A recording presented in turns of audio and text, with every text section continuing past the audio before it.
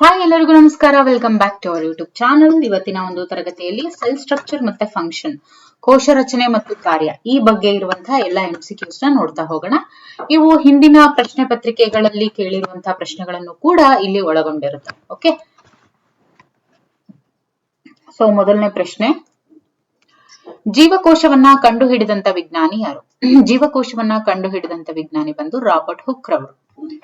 ಎಲ್ಲಾ ಜೀವಕೋಶಗಳು ಈಗಾಗಲೇ ಅಸ್ತಿತ್ವದಲ್ಲಿ ಇರುವಂತಹ ಜೀವಕೋಶಗಳಿಂದಲೇ ಹುಟ್ಟುತ್ತವೆ ಅಂತ ಹೇಳಿ ಹೇಳಿದಂತವ್ರು ಯಾರು?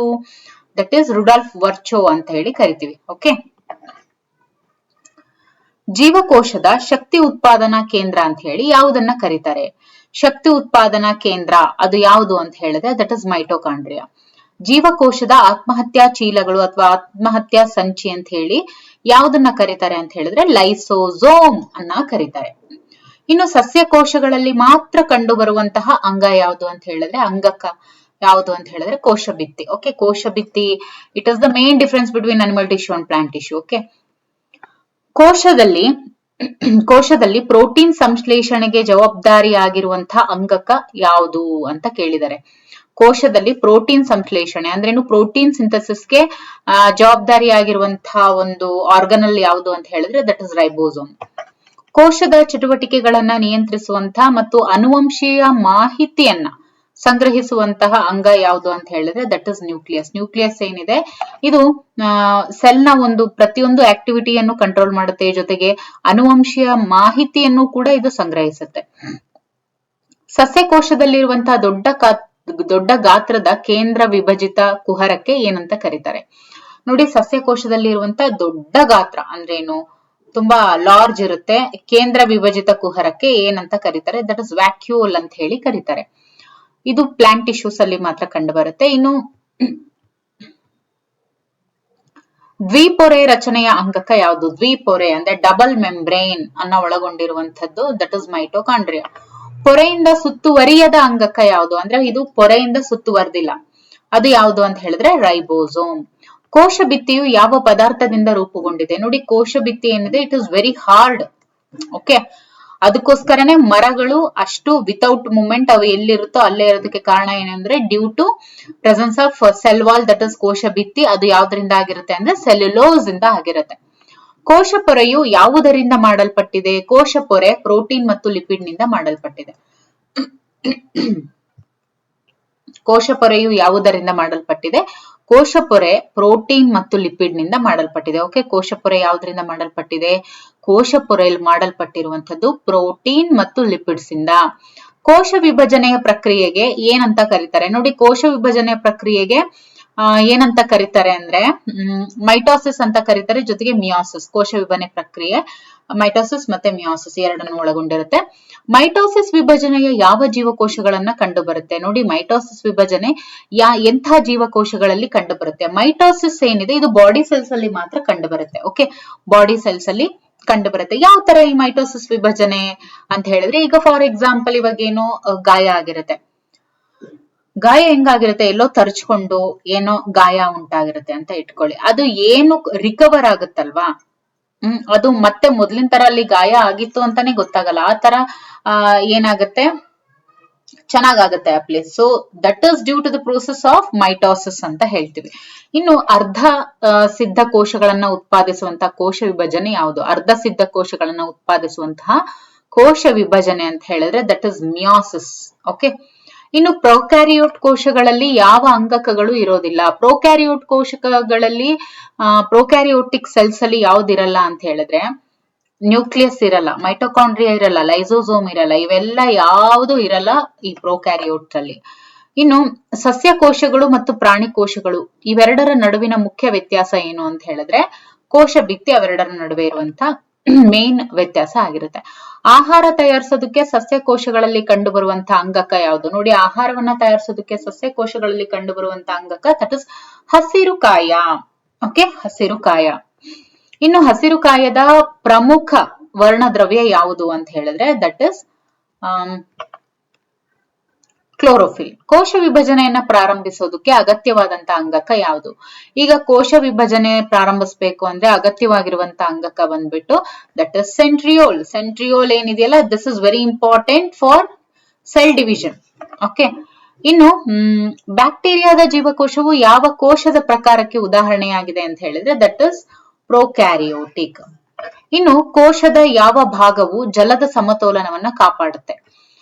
ವಾಟರ್ ಬ್ಯಾಲೆನ್ಸ್ ಮಾಡುವಂತದ್ದು ಯಾವುದು ಅಂದ್ರೆ ದಟ್ ಇಸ್ ವ್ಯಾಕ್ಯೂಲ್. ಇನ್ನು ಕೋಶದಲ್ಲಿನ ಕೊಬ್ಬು ಮತ್ತು ಪ್ರೋಟೀನ್ಗಳ ಮಾರ್ಪಾಡು, ಪ್ಯಾಕೇಜಿಂಗ್ ಮತ್ತು ಸಾಗಾಣಿಕೆಯಲ್ಲಿ ಪ್ರಮುಖ ಪಾತ್ರ ವಹಿಸುವಂತಹ ಅಂಗಕ ಯಾವುದು ಅಂದ್ರೆ ದಟ್ ಇಸ್ ಗಾಲ್ಗಿ ಕಾಂಪ್ಲೆಕ್ಸ್ ಅಂತ ಹೇಳ್ತೀವಿ, ಗಾಲ್ಗಿ ಉಪಕರಣ. ಜೀವಕೋಶ ಪೊರೆಯ ಕಾರ್ಯ ಏನು? ಜೀವಕೋಶ ಪೊರೆಯ ಕಾರ್ಯ ಏನು ಅಂತ ಹೇಳಿದ್ರೆ ಆಯ್ದ ಪ್ರವೇಶಶೀಲತೆ. ಓಕೆ, ಜೀವಕೋಶ ಪೊರೆಯ ಕಾರ್ಯ ಅಂತ ಅಂದ್ರೆ ಆಯ್ದ ಪ್ರವೇಶಶೀಲತೆ ಮೀನ್ಸ್ ಸೆಲೆಕ್ಟೆಡ್ ಪರ್ಮಿಯಬಲ್ ಮೆಂಬ್ರೇನ್ ಅಂತ ಹೇಳ್ತೀವಿ. ಅಂದ್ರೆ ಸೆಲೆಕ್ಟೆಡ್ ಕಂಟೆಂಟ್ಸ್ ಅನ್ನ ಮಾತ್ರ ಅದು ಒಳಗಡೆ ಬಿಡುವಂತದ್ದು. ಕೋಶದ ಪ್ಲಾಸ್ಮಾ ಪೊರೆಗೆ ಸಾರಿಗೆಯು ಯಾವುದರ ಮೂಲಕ ನಡೆಯುತ್ತೆ? ನೋಡಿ, ಕೋಶದ ಪ್ಲಾಸ್ಮಾ ಪೊರೆಗೆ ಯಾವ ರೀತಿ ಟ್ರಾನ್ಸ್ಪೋರ್ಟ್ ನಡೆಯುತ್ತೆ ಅಂದ್ರೆ ಆಸ್ಮೋಸಿಸ್ ಮತ್ತೆ ಡಿಫ್ಯೂಷನ್ ಮೂಲಕ ಟ್ರಾನ್ಸ್ಪೋರ್ಟೇಷನ್ ನಡೆಯುತ್ತೆ.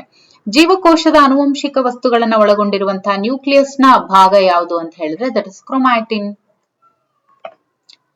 ಪ್ರಶ್ನೆ ಇನ್ನೊಮ್ಮೆ ನೋಡಿ, ಜೀವಕೋಶದ ಆನುವಂಶಿಕ ವಸ್ತುಗಳಲ್ಲಿ ಒಳಗೊಂಡಿರುವಂತಹ ನ್ಯೂಕ್ಲಿಯಸ್ ನ ಭಾಗ ಅಂದ್ರೆ ಜೀವಕೋಶದಲ್ಲಿ ಆನುವಂಶಿಕ ವಸ್ತುಗಳು ಏನಿರುತ್ತೆ ಇದನ್ನ ನ್ಯೂಕ್ಲಿಯಸ್ ಒಳಗೊಂಡಿರುತ್ತೆ. ಓಕೆ, ನ್ಯೂಕ್ಲಿಯಸ್ ಆನುವಂಶೀಯ ವಸ್ತುಗಳನ್ನ ಒಳಗೊಂಡಿರುತ್ತೆ ಅಂತ ಹೇಳ್ತೀವಲ್ವಾ, ಸೊ ಆ ಭಾಗ ಯಾವುದು ಅಂತ ಹೇಳಿದ್ರೆ ದಟ್ ಇಸ್ ಕ್ರೊಮ್ಯಾಟಿನ್. ಕೋಶದೊಳಗಿನ ವಿಸರ್ಜನಾ ವ್ಯವಸ್ಥೆ ಅಂತ ಹೇಳಿ ಯಾವುದನ್ನ ಕರೆಯಲಾಗುತ್ತೆ? ವಿಸರ್ಜನಾ ವ್ಯವಸ್ಥೆ ಅಂತ ಹೇಳಿ ಲೈಸೋಸೋಮ್ ಅನ್ನ ಕರೀತಾರೆ.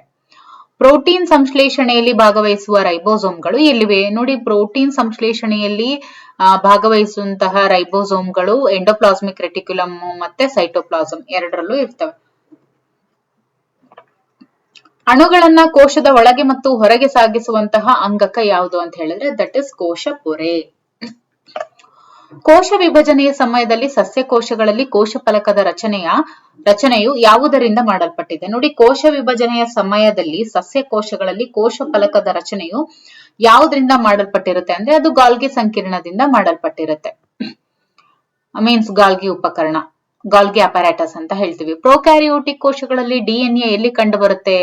ಪ್ರೊಕ್ಯಾರಿಯೋಟಿಕ್ ಕೋಶಗಳಲ್ಲಿ ಡಿಎನ್ಎ ಎಲ್ಲಿ ಕಂಡು ಬರುತ್ತೆ ಅಂತ ಹೇಳಿದ್ರೆ ಸೈಟೋಪ್ಲಾಸಂ ಮತ್ತೆ ಪ್ಲಾಸ್ಮಿಡ್ ಎರಡರಲ್ಲೂ ಕೂಡ ಕಂಡು ಬರುತ್ತೆ.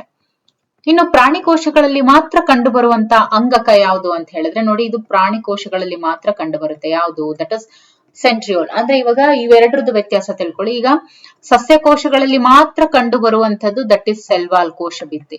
ಪ್ರಾಣಿ ಕೋಶಗಳಲ್ಲಿ ಮಾತ್ರ ಕಂಡು ಬರುವಂತದ್ದು ಅಂತ ಹೇಳಿದ್ರೆ ದಟ್ ಇಸ್ ಸೆಂಟ್ರಿಯೋಲ್. ಓಕೆ,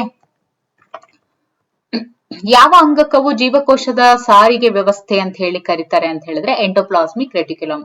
ನೋಡಿ, ಟ್ರಾನ್ಸ್ಪೋರ್ಟೇಷನ್ ಸಿಸ್ಟಮ್ ಅಂತ ಹೇಳಿ ಈ ಎಂಡೋಪ್ಲಾಸ್ಮಿಕ್ ರೆಟಿಕ್ಯುಲಮ್ ಅನ್ನ ಕರೀತಾರೆ. ಓಕೆ, ಎಂಡೋಪ್ಲಾಸ್ಮಿಕ್ ರೆಟಿಕ್ಯುಲಮ್ EPR ಅಂತ ಹೇಳ್ತೀವಿ, ಎಂಡೋಪ್ಲಾಸ್ಮಿಕ್ ರೆಟಿಕ್ಯುಲಮ್. ಜೀವಕೋಶದಲ್ಲಿನ ಕಸ ವಿಲೇವಾರಿ ವ್ಯವಸ್ಥೆ ಎಂದು ಯಾವುದನ್ನ ಕರೆಯಲಾಗುತ್ತೆ? That is lysosome. Waste disposal system ಅಂತ ಹೇಳಿ ಲೈಸೋಸೋಮ್ ಅನ್ನ ಕರೀತಾರೆ. ಕೋಶ ಪೊರೆಯ ರಚನೆಯನ್ನ ವಿವರಿಸೋದಕ್ಕೆ ಬಳಸುವಂತಹ ಪ್ರಸಿದ್ಧ ಮಾದರಿ ಯಾವುದು? ದಟ್ ಇಸ್ ಮೊಸಾಯಿಕ್ ಮಾದರಿ. ಓಕೆ, ಆಮೇಲೆ ಹಸಿರು ಕಾಯಗಳೊಳಗೆ ಕಂಡು ಬರುವಂತ 20 ಅಥವಾ ಅದಕ್ಕಿಂತ ಹೆಚ್ಚು ಪೊರೆ ಬ್ಯಾಗ್ಗಳ ರಾಶಿಗೆ ಏನಂತ ಕರೀತಾರೆ ಅಂತ ಹೇಳಿದ್ರೆ ಅದನ್ನ ಗ್ರಾನಾ ಅಂತ ಹೇಳಿ ಕರೀತಾರೆ. ಓಕೆ, ಗ್ರಾನಾ ಅಂತ ಹೇಳಿ ಕರೀತಾರೆ. ಇಂಟ್ರಾನೆಟ್ ಮೂಲಕ ಜೀವಿಗಳ ಸಂಶೋಧನೆಯನ್ನ ಯಾವುದು ಮಾಡುತ್ತೆ ಅಂತ ಹೇಳಿದ್ರೆ ಜೀವಕೋಶ. ಓಕೆ, ಇಂಟ್ರಾನೆಟ್ ಮೂಲಕ ಜೀವಿಗಳ ಸಂಶೋಧನೆಯನ್ನ ಯಾವುದು ಮಾಡುತ್ತೆ ಅಂದ್ರೆ ಜೀವಕೋಶ ಮಾಡುತ್ತೆ. ವಿದಳನ ಮತ್ತು ಪ್ರತ್ಯೇಕತೆಯ ನಿಯಮಗಳು ಜೀವಕೋಶದ ಯಾವ ಪ್ರಕ್ರಿಯೆಗೆ ಸಂಬಂಧಿಸಿದೆ ಅಂದ್ರೆ ಅದು ಕೋಶ ವಿಭಜನೆಗೆ ಸಂಬಂಧಿಸಿದೆ. ಇನ್ನು ಯಾವ ಕೋಶವು ತನ್ನದೇ ಆದ ಡಿಎನ್ಎ ಅನ್ನ ಹೊಂದಿರುವಂತ ಏಕೈಕ ಅಂಗ ಅಂತ ಹೇಳಿದ್ರೆ ದಟ್ ಇಸ್ ಮೈಟೋಕಾಂಡ್ರಿಯಾ ಮತ್ತೆ ಲೈಸೋಸೋಮ್. ಮೈಟೋಕಾಂಡ್ರಿಯಾ ಮತ್ತು ಹಸಿರು ಕಾಯ. ಓಕೆ, ಇದನ್ನ ಚೆನ್ನಾಗಿ ನೆನ್ಪಿಟ್ಕೊಳ್ಳಿ, ಮೈಟೋಕಾಂಡ್ರಿಯಾ ಮತ್ತು ಹಸಿರು ಕಾಯ. ಸಸ್ಯಕೋಶದಲ್ಲಿರುವಂತಹ ದೊಡ್ಡ ಗಾತ್ರದ ವ್ಯಾಕ್ಯೂಲ್ ನಲ್ಲಿ ಸಂಗ್ರಹವಾಗಿರುವಂತಹ ಅಂಶ ಯಾವುದು ಅಂತ ಹೇಳಿದ್ರೆ ದಟ್ ಇಸ್ ನೀರು ಮತ್ತು ತ್ಯಾಜ್ಯ ವಸ್ತು. ಸಸ್ಯಕೋಶದಲ್ಲಿರುವ ದೊಡ್ಡ ಗಾತ್ರದ ವ್ಯಾಕ್ಯೂಲ್ ನಲ್ಲಿ ಸಂಗ್ರಹವಾಗುವ ಅಂಶ ಯಾವುದು ಅಂದ್ರೆ ದಟ್ ಇಸ್ ನೀರು ಮತ್ತು ತ್ಯಾಜ್ಯ ವಸ್ತು. ಸಸ್ಯಕೋಶದಲ್ಲಿ ದೊಡ್ಡ ಗಾತ್ರದ ವ್ಯಾಕ್ಯೂಲ್ ನಲ್ಲಿ ಸಂಗ್ರಹವಾಗಿರುವಂತ ಅಂಶ ಏನು? ಇವಾಗ ಸಸ್ಯಕೋಶಗಳಲ್ಲಿ ವ್ಯಾಕ್ಯೂಲ್ಸ್ ಇರುತ್ತೆ ಅಂತ ಹೇಳ್ತೀವಿ, ಅದು ತುಂಬಾನೇ ದೊಡ್ಡ ಗಾತ್ರದ್ದಾಗಿರುತ್ತೆ. ಸೊ ಅದ್ರೊಳಗಡೆ ಏನ್ ತುಂಬಿರುತ್ತೆ ಅಂದ್ರೆ ಅದು ನೀರು ಮತ್ತು ತ್ಯಾಜ್ಯ ವಸ್ತುಗಳನ್ನ ತುಂಬಿಕೊಂಡಿರುತ್ತೆ. ಕೋಶಗಳ ರಚನಾತ್ಮಕ ಜಾಲವನ್ನ ಯಾವುದರಿಂದ ಮಾಡಲಾಗಿದೆ? ಕೋಶಗಳ ರಚನಾತ್ಮಕ ಜಾಲವನ್ನ ಸೈಟೋಸ್ಕೆಲಿಟನ್. ಓಕೆ, ಸೈಟೋಸ್ಕೆಲಿಟನ್ ಇಂದ ಮಾಡಲ್ಪಟ್ಟಿದೆ. ಇನ್ನು ಯಾವ ಜೀವಕೋಶ ಅಂಗಕವು ಜೈವಿಕ ಪ್ರಕ್ರಿಯೆಗಳ ಪ್ರಮುಖ ಅಂಗ ಅಂತ ಹೇಳಿದ್ರೆ ಜೀವಕೋಶ. ಪ್ರಾಣಿ ಕೋಶಗಳಲ್ಲಿ ಮಾತ್ರ ಕಂಡುಬರುವಂತ ಸೆಂಟ್ರಿಯೋಲ್ಗಳ ಕಾರ್ಯ ಏನು? ಸೆಂಟ್ರಿಯೋಲ್ಗಳು ಪ್ರಾಣಿ ಕೋಶದಲ್ಲಿ ಮಾತ್ರ ಕಂಡುಬರುತ್ತೆ ಅಂತ ಹೇಳಿದ್ವಿ. ಹಾಗಾದ್ರೆ ಅದ್ರ ಮುಖ್ಯ ಕಾರ್ಯ ಏನು ಅಂದ್ರೆ ಕೋಶ ವಿಭಜನೆ. ಅಂದ್ರೆ ಏನು? Cell division. ಬ್ಯಾಕ್ಟೀರಿಯಾ ಮತ್ತು ಆಲ್ಗೆಯಂತಹ ಜೀವಿಗಳಲ್ಲಿ ಯಾವ ಕೋಶ ಪ್ರಕಾರ ಕಂಡುಬರುತ್ತೆ? ಬ್ಯಾಕ್ಟೀರಿಯಾ ಮತ್ತೆ ಆಲ್ಗೆಯಂತಹ ಜೀವಿಗಳಲ್ಲಿ ಪ್ರೊಕ್ಯಾರಿಯೋಟಿಕ್ ಕೋಶ ಪ್ರಕಾರ ನಾವು ಕಾಣಬಹುದು. ಸಸ್ಯಕೋಶಗಳಲ್ಲಿ ಹಸಿರು ಕಾಯವು ಯಾವ ಭಾಗದಲ್ಲಿ ಹೆಚ್ಚು ಇರುತ್ತೆ? ನೋಡಿ, ಸಸ್ಯಕೋಶಗಳಲ್ಲಿ ಹಸಿರು ಕಾಯ ಯಾವ ಭಾಗದಲ್ಲಿ ಹೆಚ್ಚಾಗಿರುತ್ತೆ ಅಂದ್ರೆ ಎಲೆ ಭಾಗದಲ್ಲಿ ಹೆಚ್ಚಾಗಿರುತ್ತೆ. ಸಸ್ಯಕೋಶಗಳಲ್ಲಿ ಹಸಿರು ಕಾಯ ಎಲೆ ಭಾಗದಲ್ಲಿ ಜಾಸ್ತಿ ಇರುತ್ತೆ. ಇನ್ನು ಜೀವಕೋಶಗಳ ಅಧ್ಯಯನಕ್ಕೆ ಸಂಬಂಧಿಸಿದಂತಹ ವಿಜ್ಞಾನ ಶಾಖೆಯನ್ನ ಏನಂತ ಕರೀತಾರೆ? ಸೈಟಾಲಜಿ ಅಂತ ಹೇಳಿ ಕರೀತಾರೆ. ಒಂದು ಜೀವಕೋಶದಲ್ಲಿ ಎಂಡೋಪ್ಲಾಸ್ಮಿಕ್ ರೆಟಿಕ್ಯುಲಂನ ಕಾರ್ಯ ಏನು? ನೋಡಿ, ಒಂದು ಜೀವಕೋಶದಲ್ಲಿ ಎಂಡೋಪ್ಲಾಸ್ಮಿಕ್ ರೆಟಿಕ್ಯುಲಮ್ EPR ಅಂತ ಹೇಳ್ತೀವಿ. ಅದ್ರ ಕಾರ್ಯ ಏನು ಅಂತ ಹೇಳಿದ್ರೆ ಪ್ರೋಟೀನ್ ಮತ್ತೆ ಲಿಪಿಡ್ ಅನ್ನ ಸಿಂಥಸಿಸ್ ಮಾಡೋದು, ಸಂಶ್ಲೇಷಣೆ ಮಾಡೋದು, ತಯಾರು ಮಾಡೋದು. ಇನ್ನು ಲೈಸೋಸೋಮ್ಗಳಲ್ಲಿ ಯಾವ ಕಿಣ್ವಗಳು ಇರ್ತವೆ? ಲೈಸೋಸೋಮ್ ನಲ್ಲಿ ಪ್ರೋಟಿಯೇಸ್, ನ್ಯೂಕ್ಲಿಯಸ್, ಜಲ ವಿಶ್ಲೇಷಕ ಕಿಣ್ವ ಎಲ್ಲವೂ ಕೂಡ ಇರ್ತವೆ ಲೈಸೋಸೋಮ್ಗಳಲ್ಲಿ. ಓಕೆ, ವ್ಯಾಕ್ಯೂಲ್ ಅನ್ನ ಯಾವ ಪ್ರಕ್ರಿಯೆಗೆ ಬಳಸ್ತಾರೆ? ಈ ವ್ಯಾಕ್ಯೂಲು ನೀರು ಮತ್ತು ತ್ಯಾಜ್ಯ ವಸ್ತುಗಳನ್ನ ಒಳಗೊಂಡಿರುತ್ತೆ ಅಂತ ಹೇಳಿದ್ವಿ ಅಲ್ವಾ. ಇದನ್ನ ಯಾವ ಪ್ರಕ್ರಿಯೆಗೆ ಬಳಸ್ತಾರೆ ಅಂದ್ರೆ ಜೀವಕೋಶದ ಆಕಾರವನ್ನ ನಿರ್ವಹಿಸೋದಕ್ಕೆ ಬಳಸ್ತಾರೆ. ನೀರು ಮತ್ತು ಪೋಷಕಾಂಶಗಳ ಸಂಗ್ರಹ ಮಾಡುತ್ತೆ ಇದು. ತ್ಯಾಜ್ಯ ವಸ್ತುಗಳನ್ನ ಸಂಗ್ರಹಿಸುವುದು, ಇವೆಲ್ಲ ಪ್ರಕ್ರಿಯೆಗೆ ಇದನ್ನ ಬಳಸ್ತಾರೆ. ಇನ್ನು ಬ್ಯಾಕ್ಟೀರಿಯಾದ ಕೋಶ ಭಿತ್ತಿಯು ಯಾವ ಪದಾರ್ಥದಿಂದ ರೂಪುಗೊಂಡಿದೆ ಅಂತ ಅಂದ್ರೆ ಅದು peptidoglycan. This is very very very important.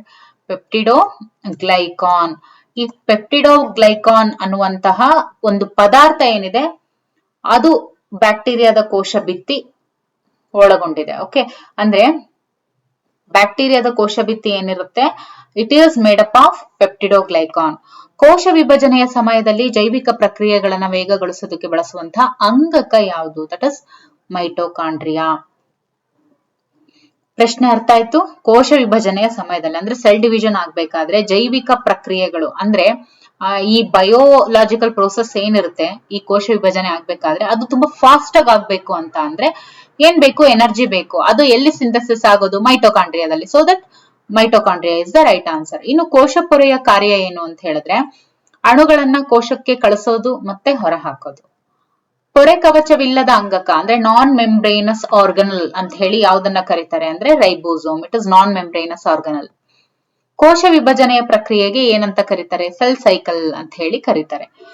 ಜೀವಕೋಶ ಪೊರೆಯ ರಚನೆಯಲ್ಲಿ ಇರುವ ಫಾಸ್ಫೋಲಿಪಿಡ್ ಪದರಗಳು ಯಾವ ಗುಣವನ್ನ ಹೊಂದಿದವೆ?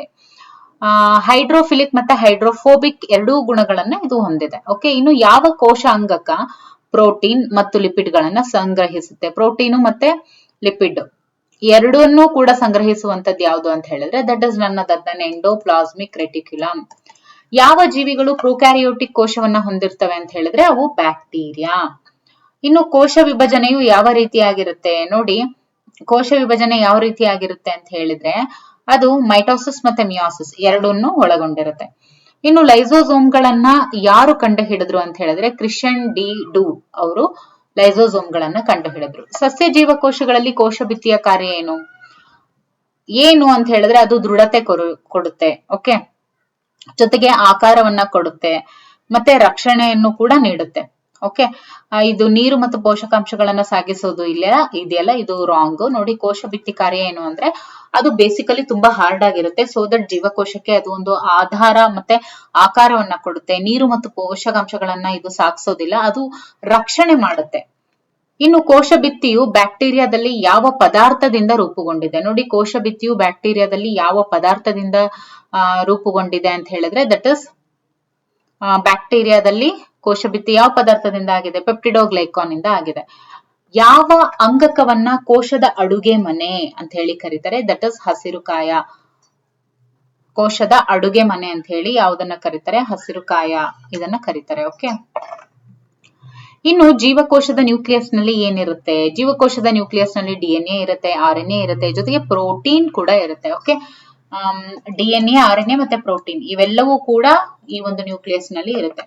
ಪ್ರಾಣಿ ಮತ್ತು ಸಸ್ಯ ಕೋಶಗಳ ನಡುವೆ ಇರುವ ಮತ್ತೊಂದು ವ್ಯತ್ಯಾಸ ಏನು? ಪ್ರಾಣಿ ಮತ್ತು ಸಸ್ಯ ಕೋಶಗಳ ನಡುವೆ ಇರುವಂತಹ ಮತ್ತೊಂದು ವ್ಯತ್ಯಾಸ ಅಂತ ಹೇಳಿದ್ರೆ ಪ್ರಾಣಿ ಕೋಶಗಳಲ್ಲಿ ಯಾವುದೇ ಒಂದು ಕೋಶ ಭಿತ್ತಿ ಇರೋದಿಲ್ಲ. ಮೈಟೋಕಾಂಡ್ರಿಯಾದ ಒಳಪೊರೆಯ ಪದರಗಳಿಗೆ ಏನಂತ ಕರೀತಾರೆ ನೋಡಿ. ಮೈಟೋಕಾಂಡ್ರಿಯಾದಲ್ಲಿ ಇರುವಂತಹ ಒಳಪದರಗಳಿಗೆ ಕ್ರಿಸ್ಟೆ ಅಂತ ಹೇಳಿ ಕರೀತಾರೆ. ಯುಕ್ಯಾರಿಯೋಟಿಕ್ ಕೋಶಗಳಲ್ಲಿ ಎಂಡೋಪ್ಲಾಸ್ಮಿಕ್ ರೆಟಿಕ್ಯುಲಮ್ ಎಲ್ಲಿ ಇರುತ್ತೆ? ಎಂಡೋಪ್ಲಾಸ್ಮಿಕ್ ರೆಟಿಕ್ಯುಲಮ್ ಎಲ್ಲಿ ಇರುತ್ತೆ ಅಂತ ಹೇಳಿದ್ರೆ ಸೈಟೋಪ್ಲಾಸಮ್ ಅಲ್ಲಿ ಇರುತ್ತೆ. ಜೀವಕೋಶದಲ್ಲಿ ಪ್ರೋಟೀನ್ ಕಾರ್ಖಾನೆ ಅಂತ ಹೇಳಿ ಯಾವ್ದನ್ನ ಕರೀತಾರೆ? ದಟ್ ಇಸ್ ರೈಬೋಸೋಮ್ ಅನ್ನ ಪ್ರೋಟೀನ್ ಕಾರ್ಖಾನೆ ಅಂತ ಹೇಳಿ ಕರೀತಾರೆ. ಯಾಕೆ ಅಂದ್ರೆ ಅದು ಪ್ರೋಟೀನ್ ಅನ್ನು ತಯಾರು ಮಾಡುತ್ತಲ್ವಾ, ಅದಕ್ಕೋಸ್ಕರ. ಇನ್ನು ಆಸ್ಮೋಸಿಸ್ ಮತ್ತು ಡಿಫ್ಯೂಷನ್ ನಲ್ಲಿ ವ್ಯತ್ಯಾಸ ಏನು? ಆಸ್ಮೋಸಿಸ್ ಮತ್ತೆ ಡಿಫ್ಯೂಷನ್ ಇವೆರಡಕ್ಕೂ ವ್ಯತ್ಯಾಸ ಏನು ಅಂದ್ರೆ, ಆಸ್ಮೋಸಿಸ್ ಪೊರೆಯ ಮೂಲಕ ನಡೆಯುತ್ತೆ, ಬಟ್ ಡಿಫ್ಯೂಷನ್ ನೇರವಾಗಿ ನಡೆಯುತ್ತೆ. ಓಕೆ, ಆಸ್ಮೋಸಿಸ್ಗೆ it wants some membrane osmosis, but diffusion ನೇರವಾಗಿ ನಡೆಯುತ್ತೆ. ಇನ್ನು ಕೋಶದಲ್ಲಿನ ಚಯಾಪಚಯ ಕ್ರಿಯೆಗಳನ್ನ ವೇಗಗೊಳಿಸೋದಕ್ಕೆ ಕಿಣ್ವಗಳು ಎಲ್ಲಿ ಕಂಡು ಬರ್ತವೆ? ಕಿಣ್ವಗಳು ಮೈಟೋಕಾಂಡ್ರಿಯಾದಲ್ಲೂ ಕಂಡು ಬರುತ್ತೆ, ಲೈಸೋಸೋಮ್ಸ್ ಅಲ್ಲೂ ಇರುತ್ತೆ, ರೈಬೋಸೋಮ್ಸ್ ಅಲ್ಲೂ ಇರುತ್ತೆ. ಎಲ್ಲದರಲ್ಲೂ ಕೂಡ ಅದರದ್ದೇ ಆದಂತ ಎನ್ಸೈಮ್ಸ್ ಕಂಡು ಬರುತ್ತೆ. ಜೀವಕೋಶ ಪೊರೆಯ ಮತ್ತೊಂದು ಹೆಸರೇನು? ಜೀವಕೋಶ ಪೊರೆ ಸೆಲ್ ಮೆಂಬ್ರೇನ್ಗೆ ಇರುವಂತ ಇನ್ನೊಂದು ಹೆಸರು ಏನು ಅಂತ ಹೇಳಿದ್ರೆ ಪ್ಲಾಸ್ಮಾ ಮೆಂಬ್ರೇನ್ ಅಂತ ಕೂಡ ಕರೀತಾರೆ ಅದನ್ನ. ಓಕೆ, ಸೊ ಇಲ್ಲಿಯವರೆಗೂ ಸೆಲ್ ಡಿವಿಷನ್ ರಿಲೇಟೆಡ್ ಆಗಿ ನಾವು 70 ಪ್ರಶ್ನೆಗಳನ್ನ ನಾವು ನೋಡಿದ್ವಿ. ಇನ್ನು ಮುಂದಿನ ತರಗತಿಯಲ್ಲಿ ಇನ್ನಷ್ಟು ಪ್ರಶ್ನೆಗಳನ್ನ ನೋಡ್ತಾ ಹೋಗೋಣ related to principles of heredity. Okay, thank you for watching.